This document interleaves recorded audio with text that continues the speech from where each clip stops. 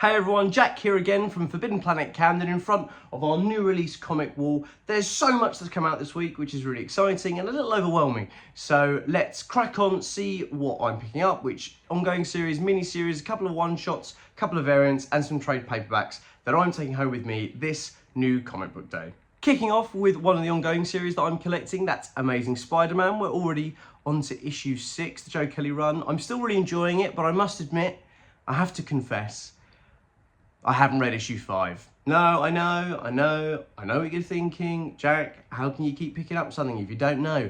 I'm a comic book collector. That's how.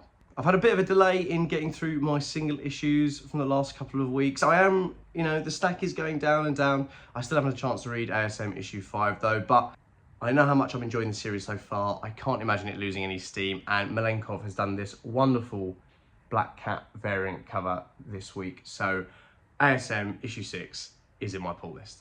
Now moving on to the end of a mini-series from Marvel, which is quite upsetting actually, because I've been really enjoying it, and that's Jonathan Hickman and Asad Ribic's Aliens vs Avengers. When this series kicked off, it kicked off with such a bang. It set the tone very early on, a new status quo, the Marvel universe that this crossover was going to be set in, and the world building was at the forefront of the first couple of issues, and it got stuck in. I'm really enjoying it. I love the way Hickman's incorporated alien lore, all of the stuff Ridley Scott's been working on, not just the original Alien movies, but things from Prometheus and from Alien Covenant. It's a real love letter to the entire franchise, and I'm enjoying it so much. I really don't want it to end. So we'll see how it all wraps up. I don't want to spoil anything. I can't recommend this enough. If you can find the singles, go grab them. If you can't, wait for the trade paperback. I'll probably end up grabbing a trade as well.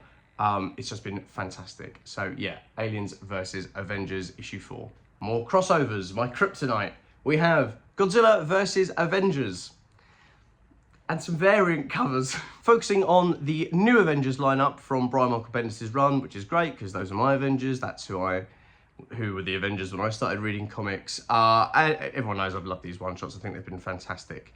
And they've done such a good job of placing themselves within the wider Marvel universe and giving us these little sort of tableaus, I suppose, of the Marvel world and its reaction to the King of the Monsters in varying different circumstances. And that's my Avengers lineup. So I'm really excited to get stuck in. And as I said, there are a couple of variants that have piqued my interest this week. Now, this wonderful variant cover comes from Mitsuhiro Arita, an artist made famous for their work on the original base Pokemon set, for doing the art for Charizard and Pikachu.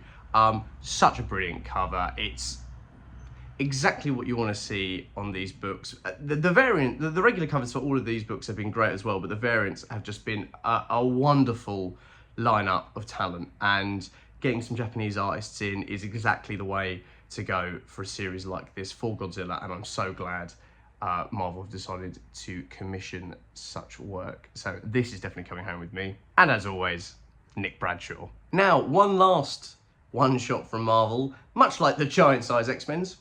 It's not a one-shot. Their new series, Bring on the Bad Guys, is a series of 7 one-shots that connect and focus on a horde of different villains across the Marvel universe. And it kicks off with someone who's very in vogue right now, Dr. Doom. Now, they're repurposing the name here from a compendium from back in the 70s that reprinted all the first appearances and origins of loads of villains, which I think is a really nice touch. I like when Marvel are able to not recycle, but kind of revive old titles and homages to previous series and give them some new life for a modern audience. And the story, as far as I'm aware, is a little demony, a little soul-stealing from Earth, and introduces some new characters that will link all of these stories together really nicely. So I am excited to get stuck in to Bring on the Bad Guys, kicking off with Dr. Doom. I missed an ongoing series. I didn't miss reading it. I missed putting it in the ongoing series bit because I split Marvel and DC up when I made my pile of things to show you today. But I am also getting Superman Unlimited. I think Dan Slott did a great job with issue 1. It's really cool. It's setting up a new status quo for Superman. As you can see, this world of Krypton. Krypton is no longer as rare a resource as it was before issue 1, and it's a new world for Superman and the entirety of the Superman family to navigate, and I'm really looking forward to getting stuck in and seeing where issue 2 takes the story. I'm a big fan of Dan Slott. I love his Spider-Man run. I think I said this when issue 1 came out. So it's really nice to have a Superman series on my ongoing pull list. I normally read Superman in trade paperbacks just because there's so much of it, and I like reading the Man of Steel sort of in one big go. But it's nice to every month have something off the shelf to pick up that is the Boy in Blue, and think, oh yeah, I'm really excited to pick this up. So yeah, very cool. Staying with Superman, for the summer of Superman, we have kicking off a brand new series from Ryan North, and that is Krypto, the Last Dog of Krypton. Now this series follows Krypto as he's sent to Earth ahead of Superman in a test rocket, and as he lands, has to wait for his best friend, he has to wait for Kal-El to arrive, if he'll ever arrive. And it's just a wonderful pitch for a series. It's very reminiscent in my brain of something like We 3 or of Rover Red Charlie. Definitely nowhere near as dark, definitely nowhere near as violent, but very much about animals and man's best friend making their way on their own through uncertain times and uncertain in new environments. And I just think this is such a great idea and a brilliant way to lead into the film as well, because obviously all these comics are there to help remind you and remind the zeitgeist that the movie is coming out. But if it's bringing us more books like this, then I'm all for it, and I can't wait to check it out. Very quickly, for those of you who are picking it up as well, Battle Beast issue 2 is out. I actually haven't got to pick this up off the shelf this week because in my mystery blind bag for Battle Beast issue 1, I managed to get the advanced copy, the full advanced copy of issue 2. But for those of you that are collecting the series, issue 2 is also out this week. So definitely head down to your local FP and pick yourself up a copy if you enjoyed issue 1, because it was great and very violent, which is great. Finishing up with some trade paperbacks, and one of them's a manga, but is of a comic which is crazy, and I'll completely hold my hands up. I didn't know it existed. I didn't even know it was coming out this week. I either missed it in the previews, sorry Vic, or it completely slipped my mind. But Spawn, Shadows of Spawn. This is a manga. This is the complete collection of the Spawn manga, and it's 16 quid, which is insane. Like, just mad. This follows a new Spawn, Ken Kurosawa as the Hellspawn. I literally, go and pick yourself up a copy. If I speak too much about it, it's going to dilute the message. It's 16 quid. It's an entire manga, all on Spawn, by Japanese creators. Pick it up. It's so cool. It's a Spawn manga. Buy it.